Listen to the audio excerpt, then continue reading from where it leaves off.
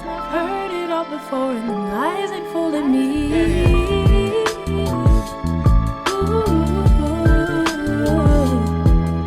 Tried it all before, it was cool, just not for me. Heard it all before, and the lies ain't fooling me.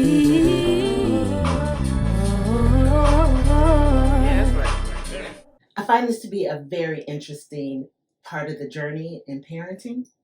And I just wanted to get you all's take on it because I think that there's a lot of conversation going on in the world.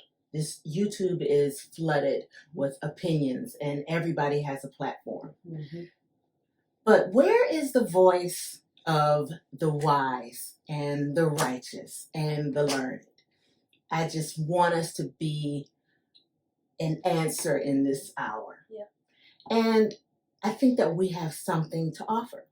Now, we may have different parenting styles, but I think that there still is a role that we play in our children's life forever, that parenting is a lifetime relationship and journey, and it just transitions. So no, we are not carrying diaper bags anymore. Yeah. No, we aren't reading bedtime stories and telling people when to go to bed and take a bath.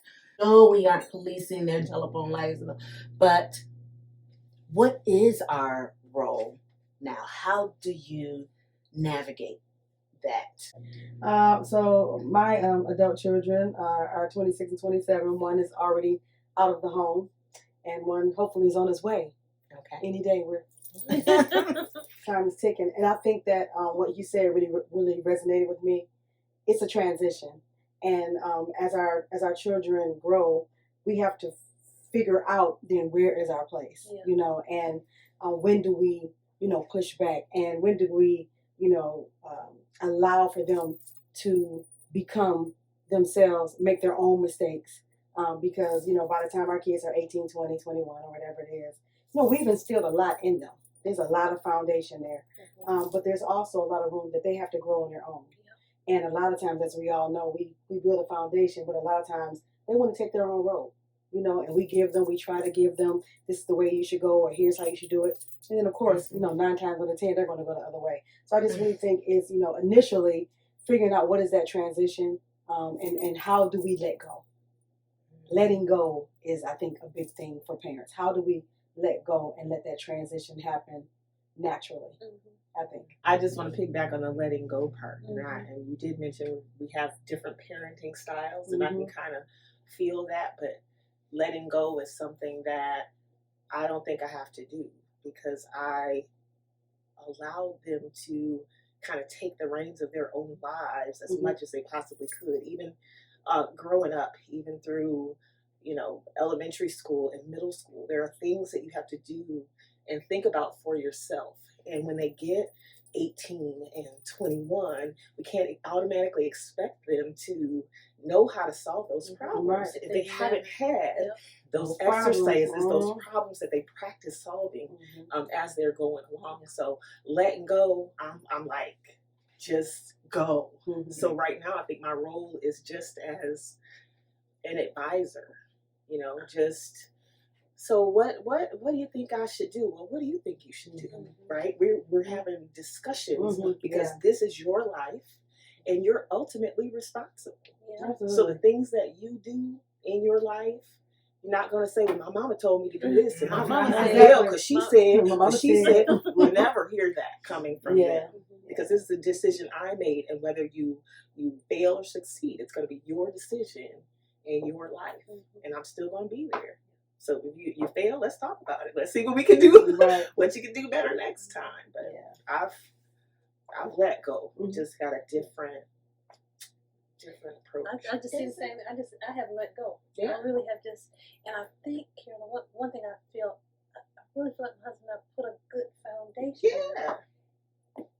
Now, I remember one time just thinking, my mother let us go, and I think that is just needed, because how else are they going to make their own choices and learn and decide? But if I'm always there to guide every decision, I didn't want it for myself. I didn't want that from my mother. I wanted, or from my parents, I wanted to fly. Yeah. And I think what you just said is just the best part, an advisor. Because what I love about my daughter, she's married, and so Mom, what you think about? And I love just telling her what I think about. It's still not gonna be my choice. It's still your life. Really, I want to be an advisor.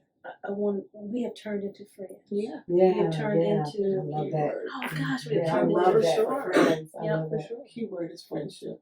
I have not let go.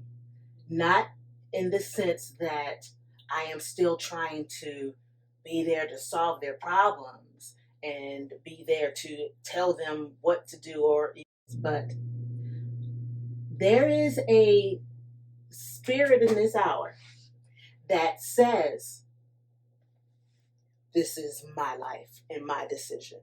There's a rebellion and an obstinance that transcends just our parenting. So there's a diminished level of submission that I am standing against in terms of, no, your life is not your own. Neither is mine. My role has always been stewardship. But I'm going to hold you accountable to that foundation that we laid. Can you really do that though? Yes, in relationship though. That's the thing. This is not something that I'm imposing. This is in those dialogues, in that relating with them, I am still holding up. Here's the standard. Not, but do what you're going to do. It's, here's the standard, and either you will walk in the word or not. What if they don't?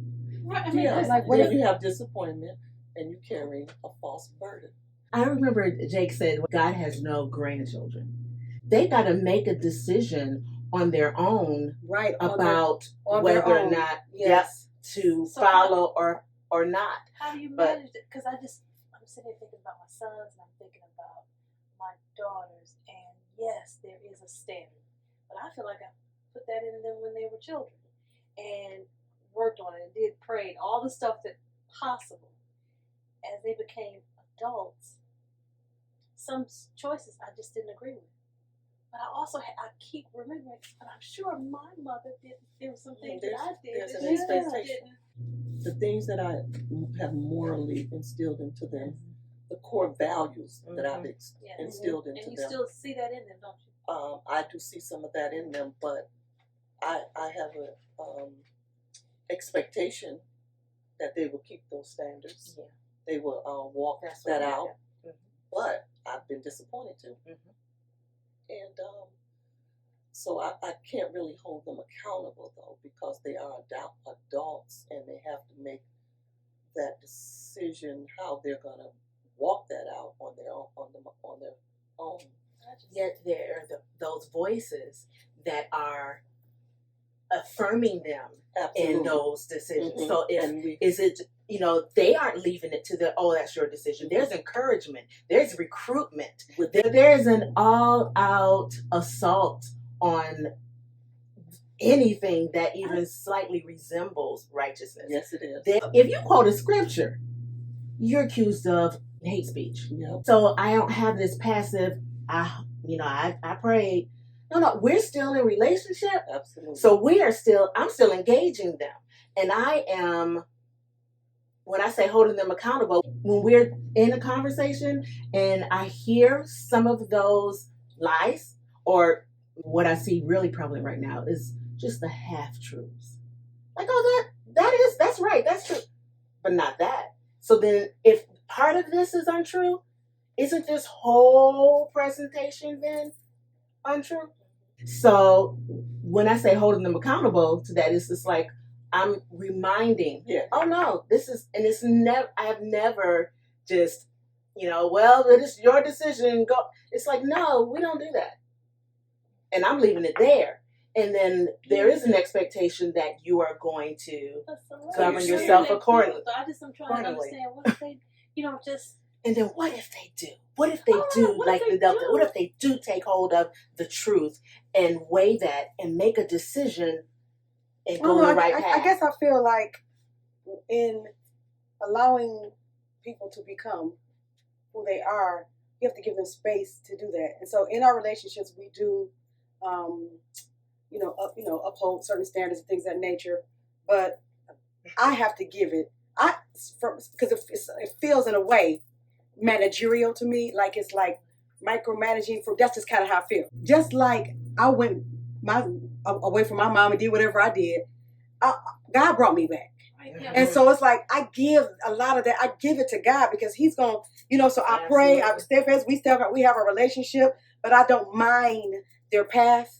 They do what they do. They make the decisions. I remember when my daughter graduated from Michigan State. She graduated with an education degree, and she was concerned because she did not want to be a teacher, and so she was concerned about disappointing me and her father after we done spent this money and this time, right? And she comes out and says, "I don't want to do it," right? So she finally said it, and I was like, okay.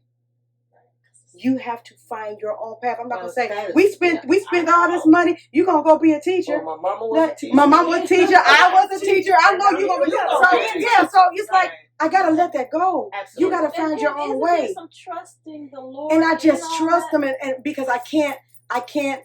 It just feels to me. For me, I'm gonna say for me, I would feel suffocated in that just a little bit. For me, if I felt like I had to, and I understand what you're saying. We have standards, like, and our kids want us to do not want to disappoint us, but I don't want to make them feel like they have to do and be everything that I think that they should, based on how I can't do that. Especially when we're talking about career path and such. But if your daughter were to come home with a married man, and are we going to? Well, see, because I am talking about. There are so many lifestyle factors that we're talking about, the morals, that I'm not going to have you got to make your decisions, and you right. But we know we instilled in them. Mm-hmm. They're never. She's not coming home with a married man because of what I've already instilled. That's not happening. Our kids may come home with some other people, but it's just like you still have to let them be. So then, what is if she does? She might. Can't happen. It could happen. It could happen. And then we have to. Is your role? Just sit and do the same thing. Yep. Talk. I don't think the role of an advisor is to be hands-on. Right. It's still just to advise, present the information and give advice, and not necessarily to tell what you would do. What is your heart telling you to do? Because when you are making a decision, you have to think about what is working the best for you as a person. I can't make a decision based on what my mama thinks. Right. Because I did that before as an adult. I had a chance to go work in Abu Dhabi. Right? Expenses paid, go work for 2 weeks, and I had everything all set. And she, you know what? I don't know if you should go. I don't know. Well, she has not really ever been anywhere. So she can really give me advice on that. And I did not go because of what the people were saying around me. And whether it was my mother, my boyfriend, my friend down the street, I needed to make that decision. And when I made the decision to go, I felt good about it until other people got in my ear. Right? I felt good about it. And so when we allow other people to help us make our decisions for us, there's resentment after that. I made a decision. I will never, ever, ever do that again. Not that I won't go somewhere that other people think is dangerous, but I will not allow somebody to put thoughts in my head and make a decision for what this is my life. Potential. Right? So even when you do that, come home with a married man, decide, I don't know what specific thing you're talking about that you're, like we don't do that, but they have to make that own decision, and you can find you're both resentful if you're trying to make that decision or put judgments on behavior. Just holding accountable to what the truth is, and the overt messaging of my life, my decision. I follow my heart, my truth, what works for me, as opposed to the truth. And noting. But what if the truth is not their truth? What if your version of the truth? Okay. See, what is your version? What if your version of the truth is not their the truth? Be specific. Okay. The truth, as in the word. I am talking about the actual factual, and so the truth of the word, because I think that is. There's this search for the truth. But where is that messaging coming from? So your definition of God, may be something different for your child as they experience this world. Your definition of God is based on how you were raised, where you were raised, and what in Western civilization over here in America with this African American history that we have, we grew up learning about God. That's right. I am talking about the knowing Him, not the about. I didn't know God the way I know Him now when I was 20 and 25. Absolutely. Right, so I had to go on a journey. Sometimes there are departures, not that they're going to be there with forever, but they have to go find their own truth, whatever that is, and maybe they find out that truth is connected to the truth, and they come back. But they may depart along the way.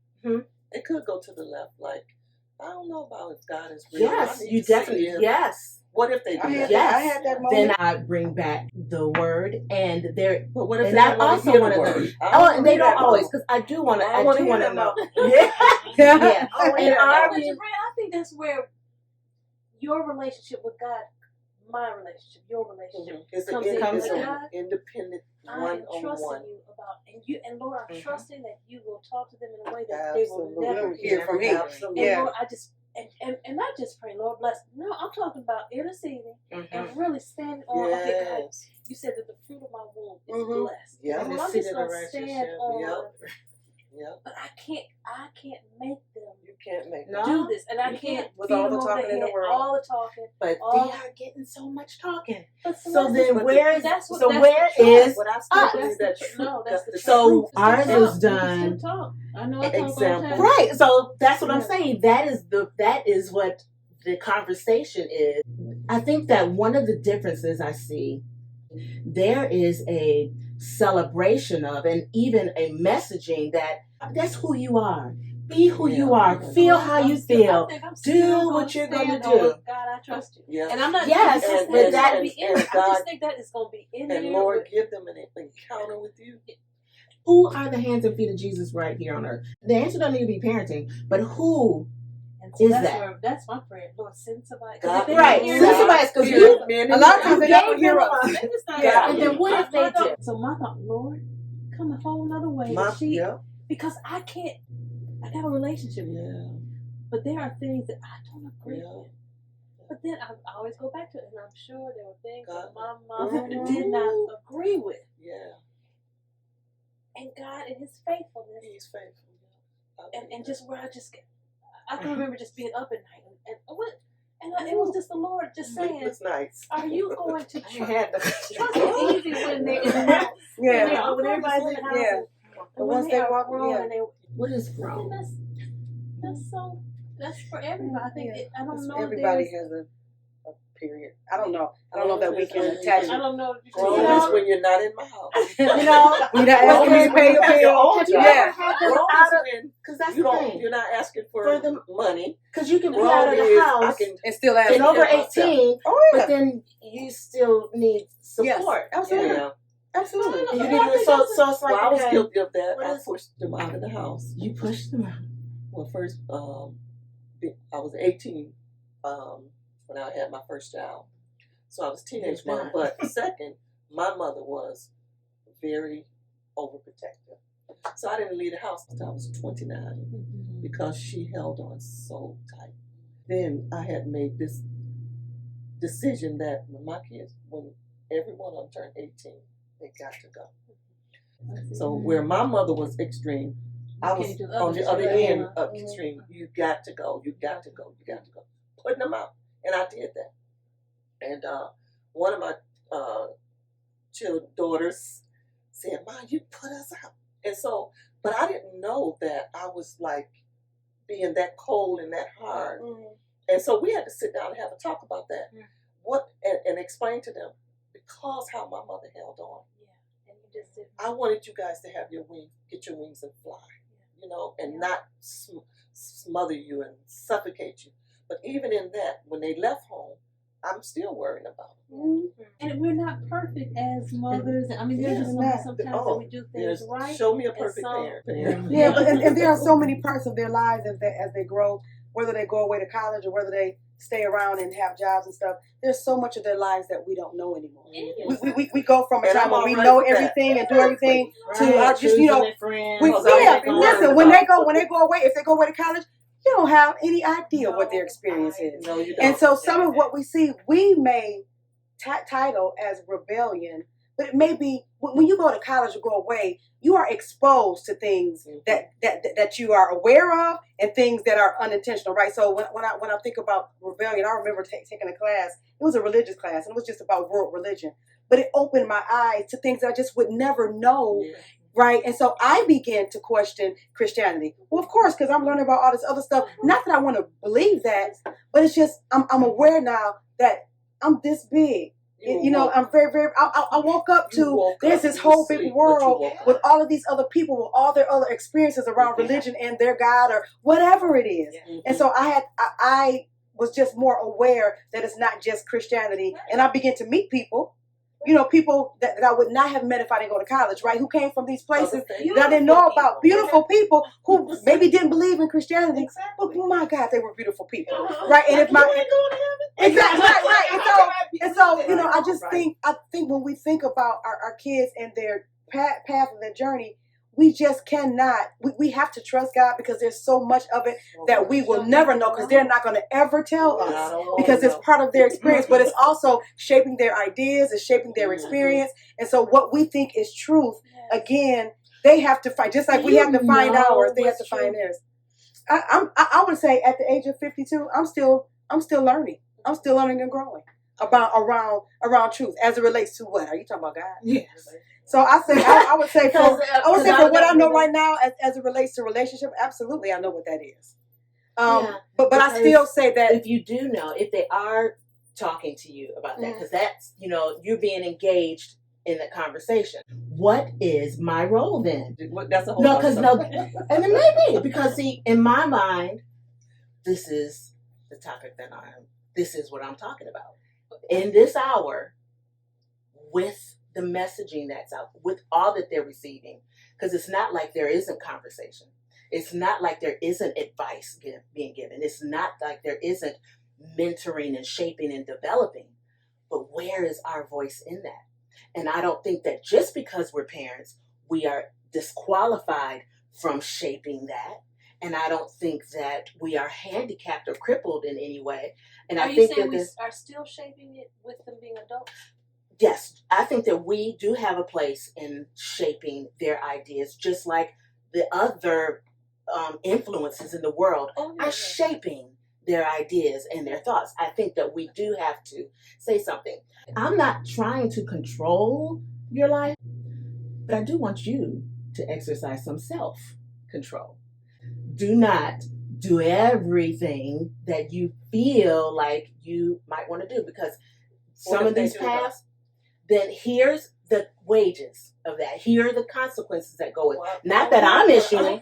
Not that I'm issuing. Because you're talking about these kind of wages, like making money. Right. That's what they talk. And there may be some, but then I go back to relationship with them. I did not have that obstinate, shut up, I don't want to hear you.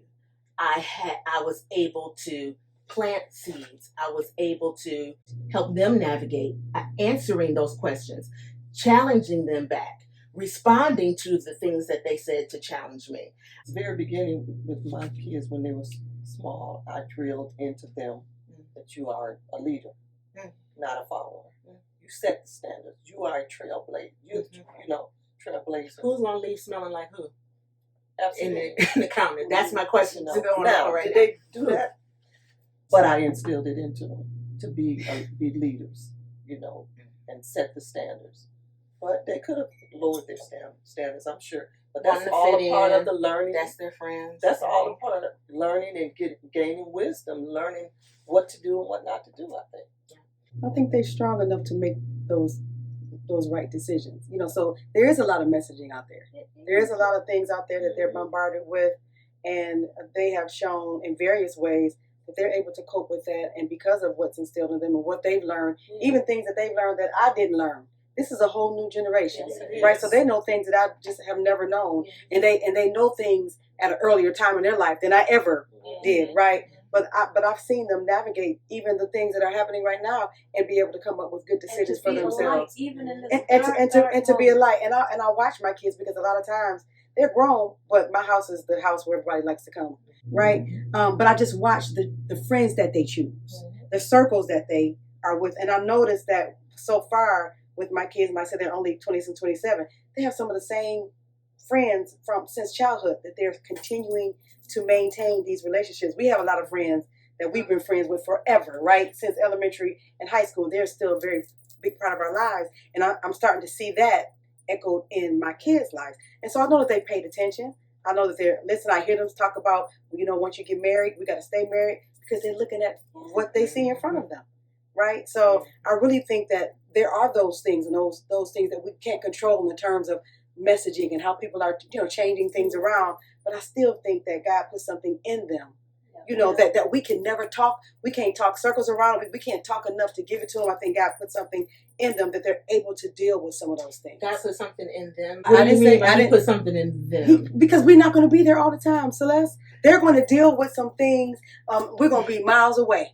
And there's things that are on the inside of them that God put there. God put it there either through you, through us, Okay. and they have their own direct connection. and And however, that direction isn't dependent on me, because we've given them everything, but they have a direct So it's not like you relationship. said that in past tense, that we have given them. No, we continue to. I said Okay. they're watching us. That They we are giving. They still watch us. But our giving is a different give. Yes. Because they're watching Yes. watching my life, and I'm giving And them so stuff, they and I don't have even have to always say been. You don't anything have to say directly. words Don't don't have to say teach. anything. Words don't They're just teach. watching us. I do need to have a first-hand experience so I can make my own decision, because I can't live the life you lived. I can just sit here and listen to you tell me what happened all day, right? But if I'm actually out in the world, navigating, meeting different people, I'm the one that's there. I'm the one that has to make a split decision based on the life experiences that I've had. And that's, I teach teachers who teach preschoolers, and this is what we tell them from early on. Children have to have direct experiences with things so they can construct their own knowledge in their brains. Because I can't tell you, okay, I'm just going to tell you, well, if you stack those blocks, it's going to end up being 12 inches high. Like, okay, what, are you going to write that down? No, just do it and see how high I can get before it falls. So you can make that connection for yourself. It's the same thing.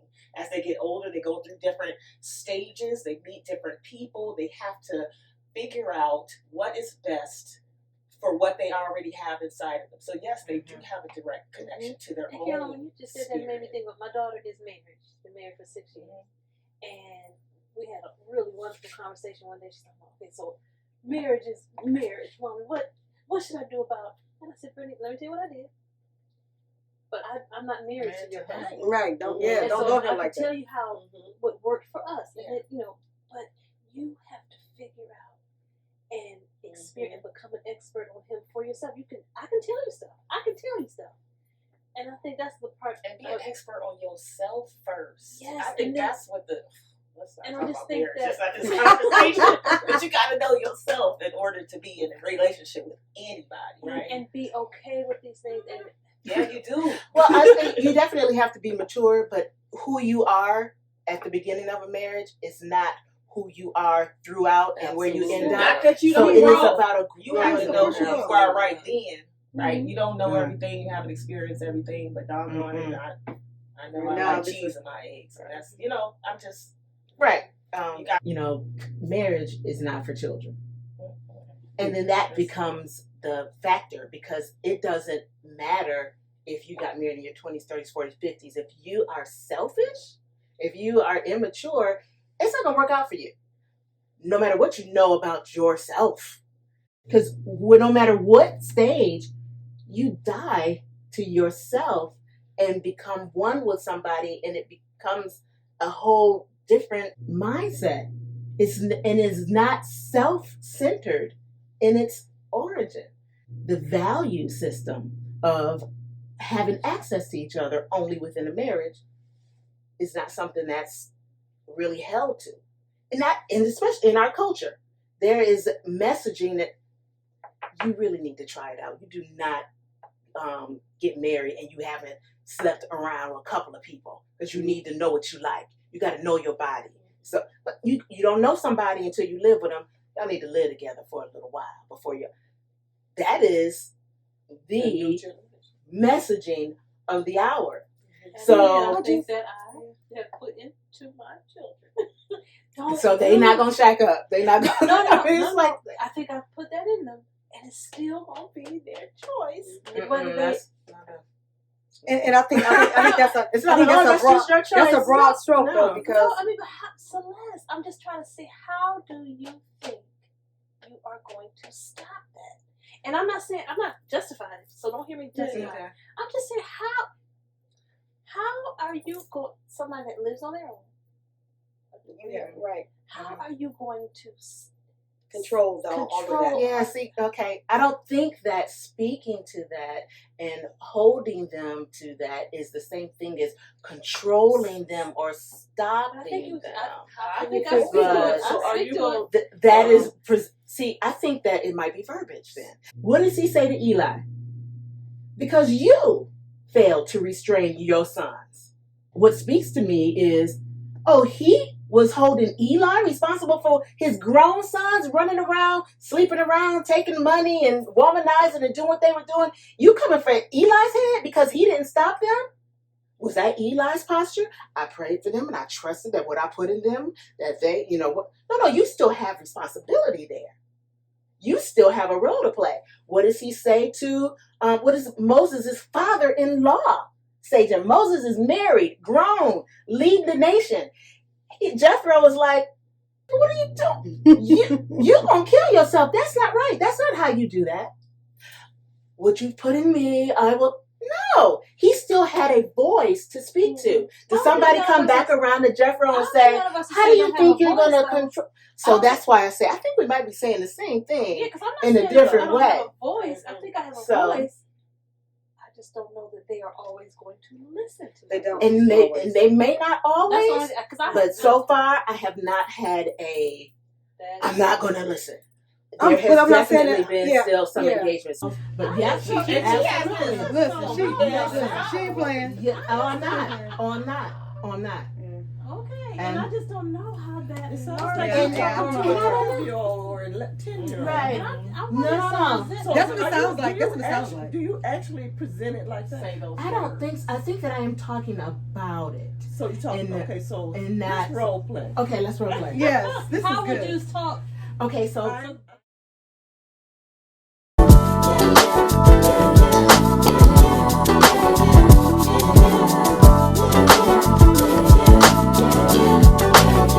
So you can find me speaking my peace or living my truth.